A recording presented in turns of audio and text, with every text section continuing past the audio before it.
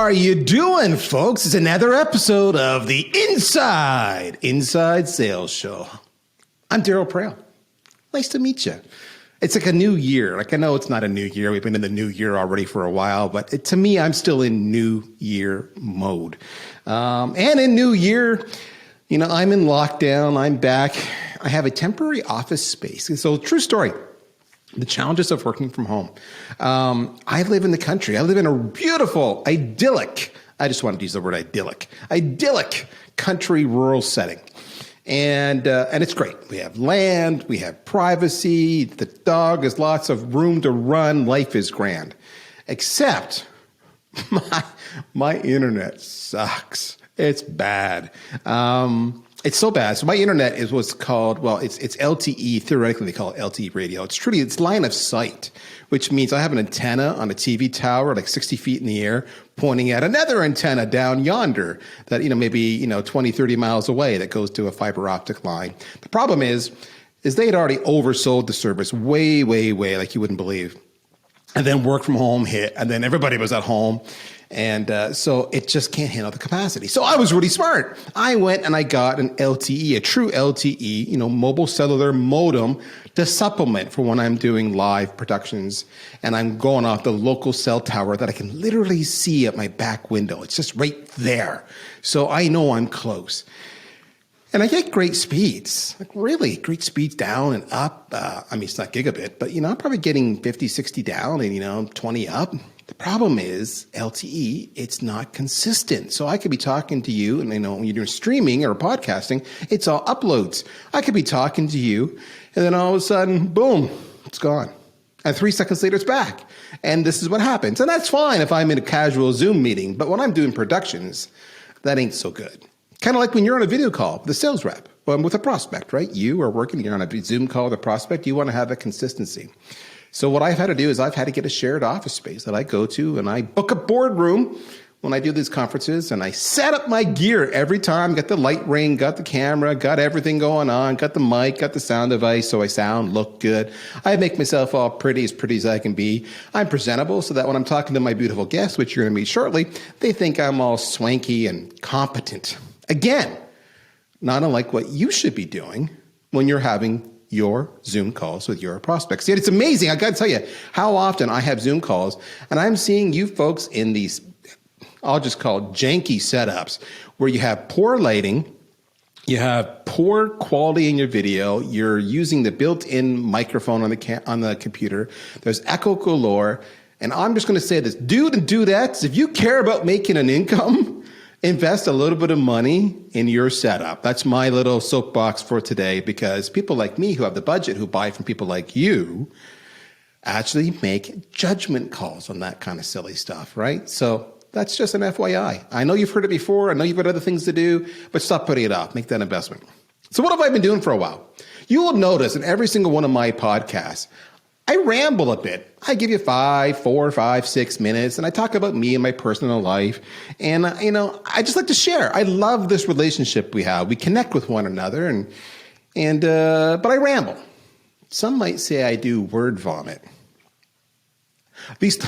In fact, I do. You know that you think I do word vomit if you typically jump ahead. You hit the 30 seconds ahead, 60 seconds ahead, whatever, in your podcast app because you don't want to hear the ramble. You just want to hear my stars and what they have to say. That's called word vomit, and you just don't want to hear it. That's great that you can do it. Don't you think that you can actually, in a pod player, you can jump ahead? Can you imagine how much faster our sales meetings would be if when you're talking to a prospect and you ask a simple question and they're rambling, you just go, 30 seconds ahead. Yeah, 30 seconds ahead. Yeah, 30 seconds ahead. All of a sudden, your day would be so much more productive. It would be fantastic. I love that. Someone's got to invent that. But the irony is, often it's not the prospect who rambles. Often, I hate to say this to you, friends, often you ramble. I've had it way too many times where you find folks call me and I've given you time on my calendar, that precious time on my calendar that you so desperately want. And what do? You ramble. You word vomit. And it just tells me that either you're not confident in your solution, or you're not prepared, or you're just really, really green. And that raises red flags of risk and lack of trust and uncertainty. And how soon can I get off this call with me like you wouldn't believe? And the irony is you actually may be a great solution for me with a cool offering, with like an immediate ROI, and you know it and you can see it, but you scared me away because of the word vomit. You're guilty of it. Not all of you, but in fact, I would change that. We're all guilty of that. Some of us have learned, others haven't. So, how do we address that? I've never heard this talked about on any other podcast, and I listen to so many of them. So I was thrilled when I was jamming with Ed Porter. He's the CEO of Blue Chip CRO. They're a fractional CRO service. When he and I were jamming, he mentioned word vomit. And I'm like, oh my God, I need you, Ed, to come on the Inside Sales Show and talk to me about word vomit. And he said, well, and then he took, 3 hours to give me a lot of word vomit. And then he said, yes. So there you go. Ed, my friend, welcome to the show. Yes, thank you. That's probably an accurate description too about taking the 3 hours. That's certainly been something that I'm painfully aware of, as I am a talker and I've gotten better. My wife constantly reminds me of like, blah, blah, blah, get to the point. So she needs that fast forward 30 seconds too. Get to the point. How many times have I been told that? Or if I said that to my wife, like my wife will say to me, you tell the world's longest stories, which is true. But the funny part is she does the same thing. And when I call her out on it, she gets indignant, and I got symbolic of what we see as sales reps. We're all familiar with word vomit. And we hate it when our prospects do to us, but we're doing it to them. So talk to me about, when you say word vomit, I've given you my definition of it and what I think of it. But when you say word vomit, you're the fractional CRO.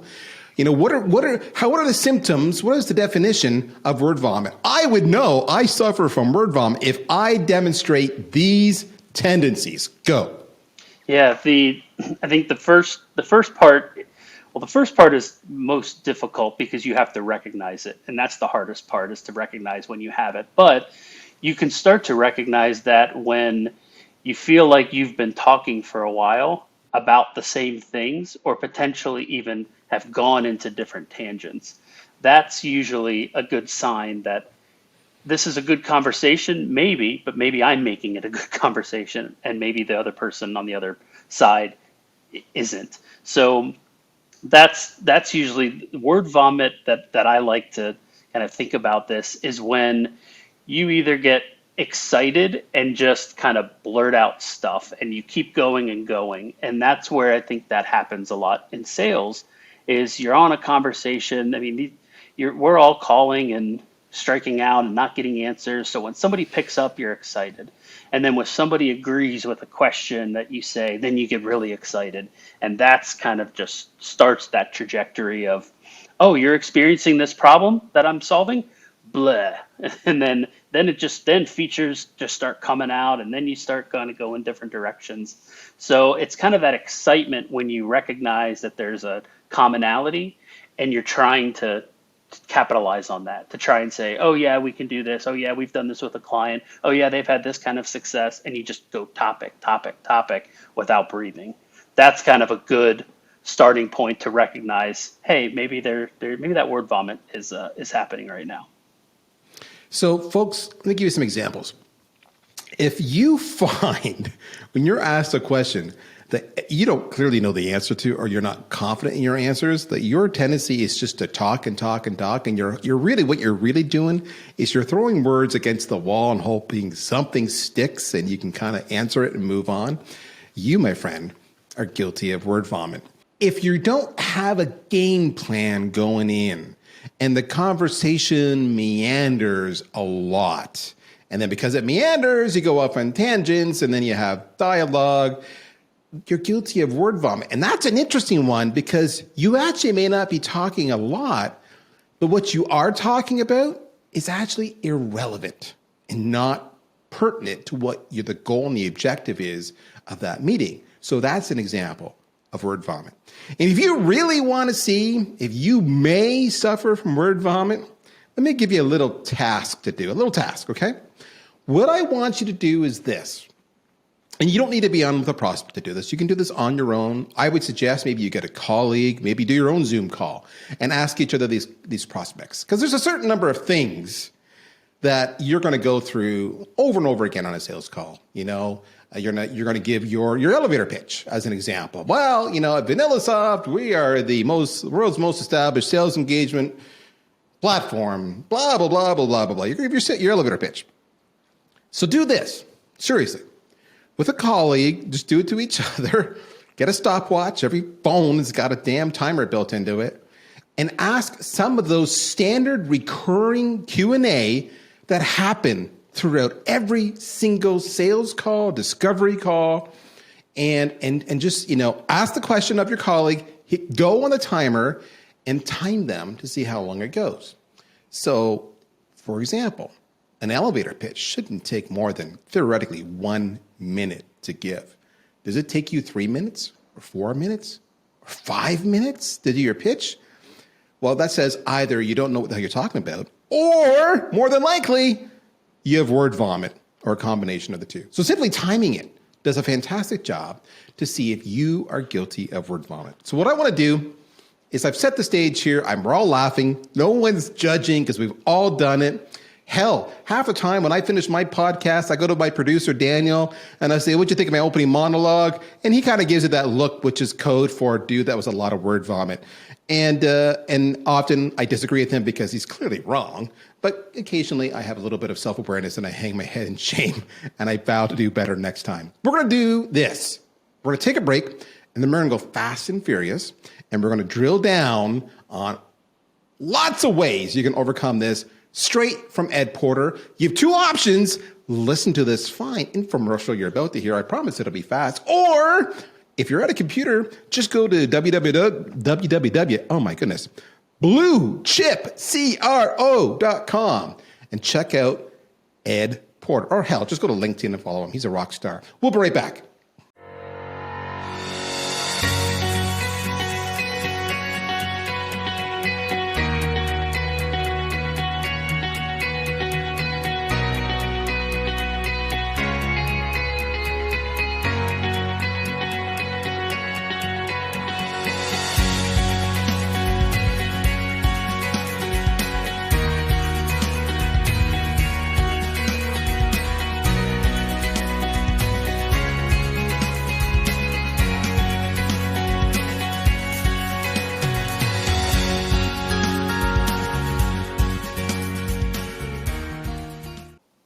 Okay, so Ed, when we talked about word vomiting, and I know we had a kind of a pre-show conversation, and one of the things you brought up, I don't want to control the conversation. This is your show, baby. You're the expert.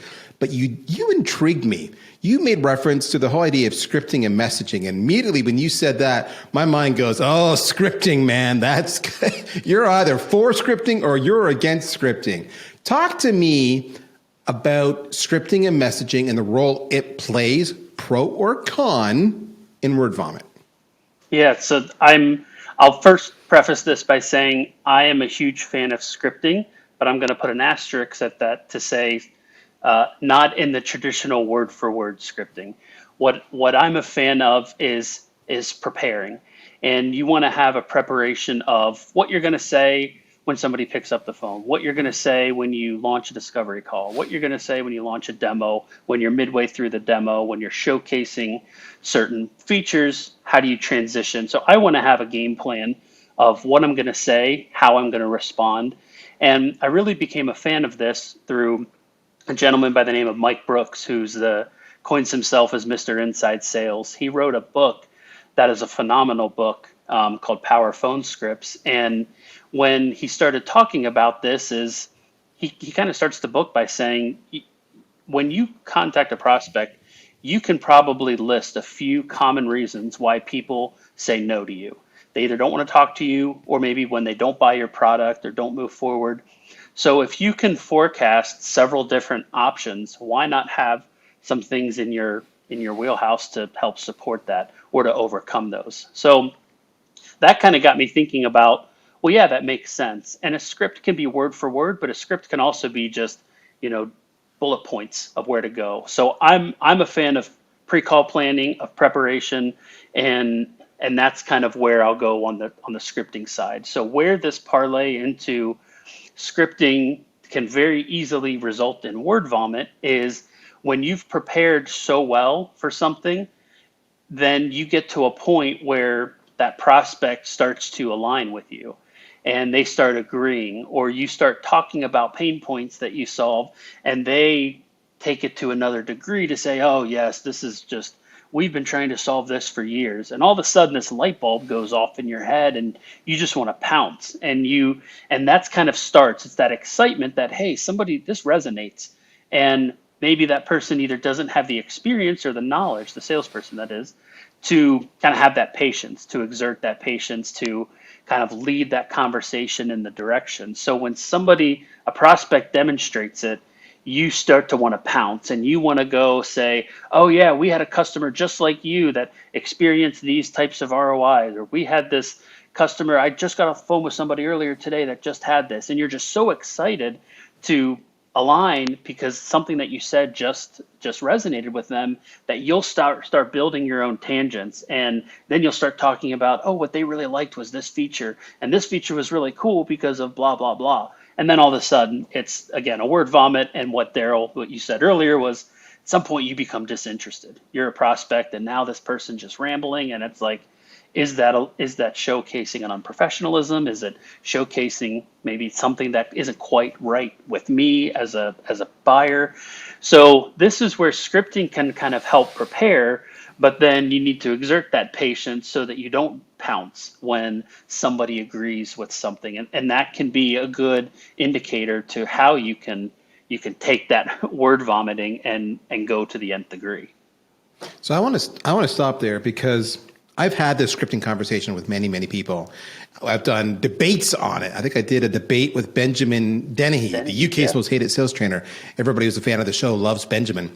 And he was anti-scripts and I was pro-scripts. I'm like you. I think of them as a series of talking points. They are not verbatim sentences that you are to read. That way the sales rep can still imbue their own personality. But to your point, scripting, you think about it, it's a decision tree, right? Top down, you have your opening and it can go one of 2, 3 ways. And you're thinking about if it goes in the second branch and they say no instead of yes, then here's the next talking points I want to cover off. And again, it's just a decision tree breaking down. And at every segment of that tree, there are key talking points, benefits, discovery questions, etc., qualification questions that you want to ask and gather. And I want to, because there's a thing I want to get to in a second about, there's a tandem that goes with this ask and gather. And I remember having this conversation with Jeb Blunt on scripting and getting his thoughts. So Jeb is, he's Mr. Author Extraordinaire, Mr. Speaker, Trainer, he's gazillionaire, I'm sure. And his point, he was all for scripting. And his point was, Darryl, why would I not have a series like you of talking points that would guide me to make sure I knew everything I wanted to say? And more importantly, it reminded me of what I needed to say, because you're right. You nailed it, Ed, when you say I want to pounce. But you don't want to pounce until you get all the answers. And when you see the script in front of you, you see the tree, you see the talking points, you're like, oh yeah, I got to go and ask that question. I want to pounce. I'll make a note on my sidebar here, circle back to talk about this item here. But before I pounce, I want to go and get and ask all these other things. That allows you to actually control the conversations. And the thing about sales is that you want to be in control, right? You want to control the dialogue. You want to control and influence the outcome.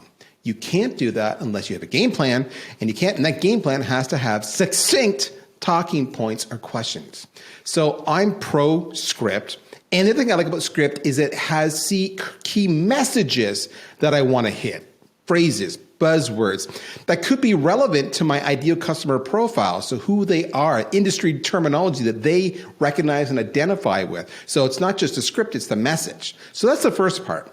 To control vomit, utilize the script and deploy the right message. So you're right on that. But you talked about pouncing.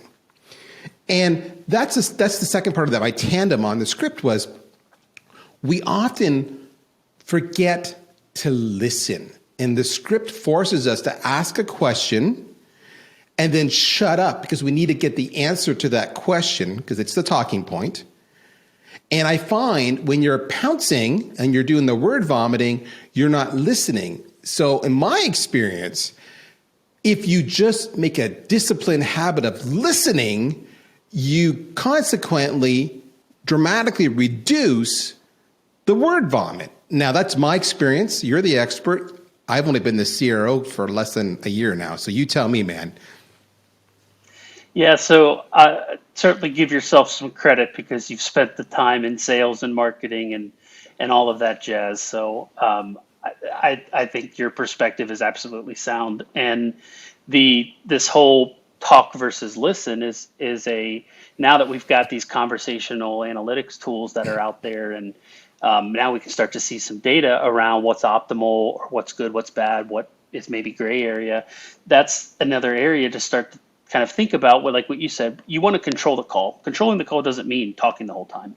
It means understanding where you want to go. It's chess, and you're playing several moves ahead. So how do you anticipate those moves, and then how do you respond to some kind of deviation from that expectation? So that's really what the control mechanism is here. So when you look at this talk versus listen, and whether you subscribe to the data that's out there about you should talk 40% of the time or 44% of the time and listen 56 or 60, depending. Regardless if you subscribe to that, there's certainly merit in when you're at a discovery, when you're in a demo, when you're in follow-up conversations. It's called a conversation for a reason, and it's to converse. And it's ask for information, receive information, start to kind of build this Q&A dialogue or storytelling. These are things that absolutely need to happen, and they can't happen and they can't evolve unless it's a joint. Now you throw in other speakers that are on a call. If you're on a call with 5 or 6 decision makers or influencers, it's even more important that whole talk listen ratio is managed better so that everybody kind of gets a seat at the table to talk, and for you as the salesperson to learn. That's how we learn. So we talk about pouncing. The opposite of pounce is restraint. So how do you exert restraint during that time? And the restraint can very well be guided in those types of questions that are being asked. We've always heard in sales is all about asking questions. Well, what questions do you ask? You can build a library of hundreds of questions to ask a prospect, but at what point do you inject them? And then you're starting to get into this path of situational questions. So a good example that I like talking about is there's a lot of content that I've seen out that's produced about how to open a call, cold email, subject lines, intro lines, first conversation. Do you have 27 seconds for me to tell you why I'm calling? The connect and sell Chris Beal approach, which I love. But there's a lot of those things out there to say, how do you open a call?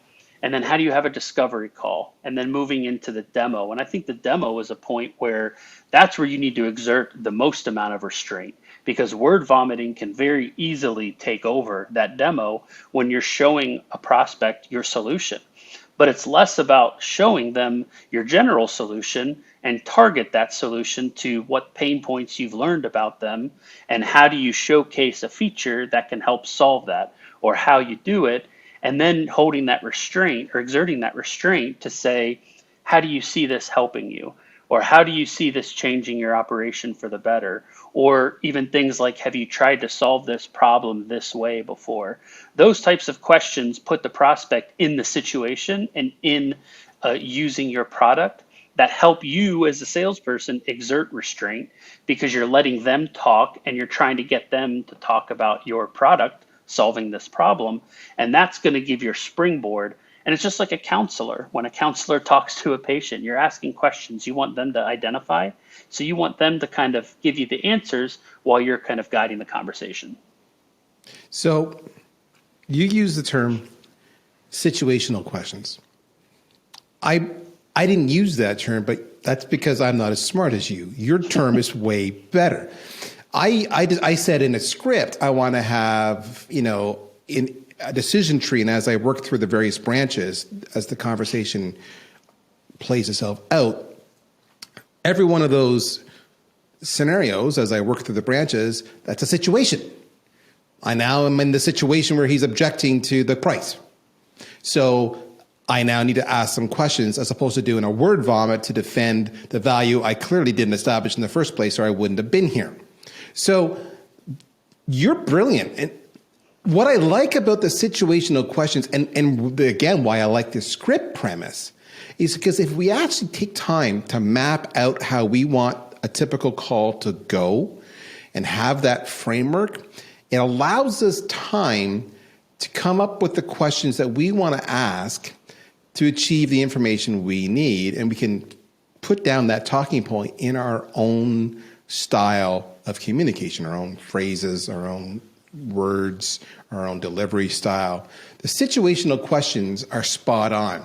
And in fact, situational questions can actually become a crutch, a good crutch, not a bad crutch. It's something you lean on, which forces you to shut up. But that is the big thing. The biggest thing I see between an experienced rep and an inexperienced rep is the pouncing. Because even if I ask a situational question, I could get a really positive response back, and now I'm excited, and now I pounce. And the minute I'm pouncing, I am off plan. And I'm going down a branch on that script and that game plan that I didn't plot, and then I'm lost, and then I'm using more word vomit to get myself back on plan to bridge it back. So your point about having restraint is the second thing that really hit me there. How many of you have actually practiced restraint when it comes to communicating? I'll give you an example.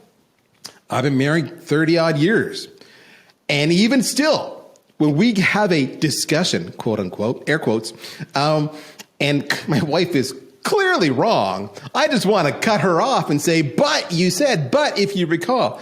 And I've had to learn, if I ever want to have relations again, that I need to show restraint and show her the respect and listen to her, as opposed to just shutting her down, because then she doesn't feel heard and then she disengages. So your prospect's no different. I love the word restraint, and that's not a word we hear often. Now, you mentioned something. It was on my list to hit you up on, and I'm loving that you brought it up. You mentioned the conversational analytics, the conversational intelligence tools. We use them ourselves, and what I always find interesting is that the first I get as a CRO, I get a daily report from them that comes to me of all the key deals and a little synopsis and a stat, and every single one of those little synopsises is longest talk time and by whom. And I find that so amazing that is the number one thing they choose to share with me as part of their platform. That's revealing. What does that tell you, and what are your thoughts on using those tools to help with the word vomit? So I'm going to answer this by asking you a question, because I'm interested to hear, what do you see in Lightning when you see that report and you see the longest talk time? Do you make some assumptions? Do you kind of say, hey, this is a problem, or this is good, or I want to learn more? Like what's the light bulb that goes off in your head as a CRO when you see that, and kind of what's your trigger and your next step? So my trigger is when I see an outlier. Maybe that one rep averages a longest talk time of 1.5 minutes, but suddenly I see one that's 2.5 minutes. Then I want to go there and say, were they doing something well? Did something come up that they were really talking about because they were excited and it was a good thing? Or is it a bad thing and they were doing word vomit? Literally, are they doing word vomit? And so there's a training issue there. So that causes me to actually open up the analysis. So many of these, I read them. I don't even listen, and I say, okay, I'm up to speed. I don't do anything. But when I see that outlier, boom, I go and I open it up and I listen to that 2.5 minutes or 3 minutes to get context of what's going on there. And then I will work with their manager on training if need be, saying, you should work on this one. They clearly didn't know the answer to this. It could be them or it could be the entire team. So that it's a chance for me to work with their manager and my sales enablement team to say you better equip them. And then I advise, where appropriate, the sales manager to work on coaching skills development as well. That's what I look for there. And then if I see it recurring, so it's a secondary thing. If I see it recurring, then what I tend to do is say, okay, we have a problem here with this individual. So we need to either give them additional support, a performance improvement plan, or maybe they're just not right for this role. So that's how I react. That's a big warning sign to me. So the reason why I asked that is I'm always interested. You talked about call times, and I came from the outsourced contact center space in the early 2000s, and average handle time was like the number one metric. And I always asked myself, like, what's better, a shorter call or a longer call? And I started to understand that there's certainly differences. A longer call could very well relate to more in-depth troubleshooting or problem diagnosis with a customer, and maybe long handle times are okay because I'm ultimately satisfying the customer. And so why I was asking, like, what triggers you when you see that report? Where do you go? Do you look at a negative, or is it like, I'm going to go review this because I'm interested? Do we need to change something, or do we need to triage something? And that's what was kind of interesting to me. But the conversational intelligence tools, I think, are providing a lot of a lot of insight that we don't even know what to do with yet. So that's what I like about it. At a very high level, you can start parsing out talk and listen. And that's step one. And then step two is maybe certain words being used or not used, competitors. You can start tuning the system to try and find those things. Even some conversational intelligence tools will automatically QA calls. So if you have some things you want to measure in a discovery call, some things you want to measure in a demo, you can tune it to automatically score those, if you will. So going back to your question about what can these tools be used for, what do I use them for, is I try to look at it in terms of a score or a playbook, if you will. And what I think between sports, even music and dance, they all have a playbook. You're doing a choreographed dance. You're playing a sheet of music. You're executing a playbook that was designed by a coach, and everybody's kind of doing their roles within it. So then how do you measure the effectiveness of that? And you start looking at game film. You start listening to a concert. Why else do people love hearing the same songs time and time again? It's the same thing. What do you like about it? So that's what these conversational intelligence tools allow you to do, is start to figure out what's being said that resonates or aligns with the prospect. And how do you construct your processes and get people to execute their part in these plays or these scores or these dances to be able to align to what the audience wants.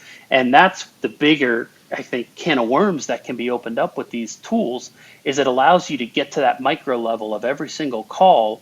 And it makes sure that you as a CRO or you as a VP of sales, that you can start to understand, are the people doing not only what I want them to do, but what the buyer wants them to do? And how can I do that without having to listen to hour-long demos across 10, 15, 20 sales reps every single day? It's just impossible. So those are the things that I'm really loving about these conversational intelligence tools and where they can help take sales efficiency.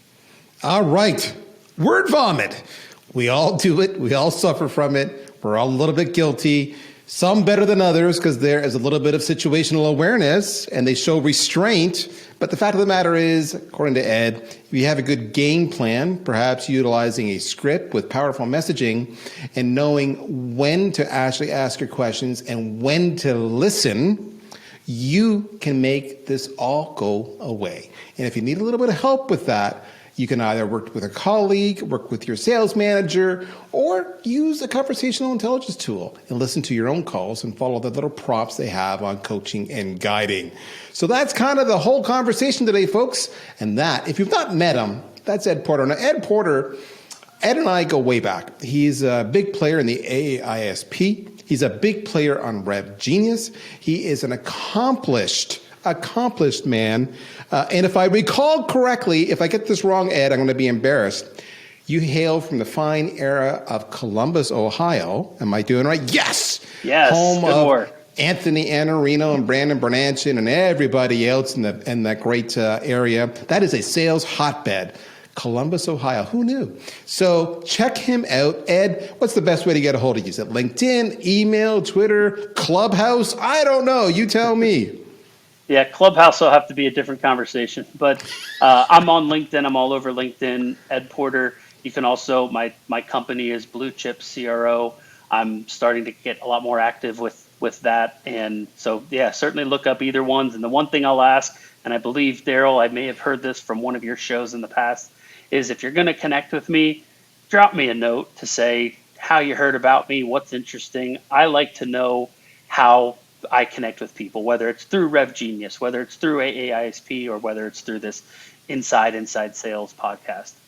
There you have it, folks. Word vomit. By the way, final thought on Clubhouse. There's an example of word vomit, and I'll just leave it right there. My name is Darryl Prail. You've been here for another episode of Inside Sales. Take care, folks. We'll talk to you soon.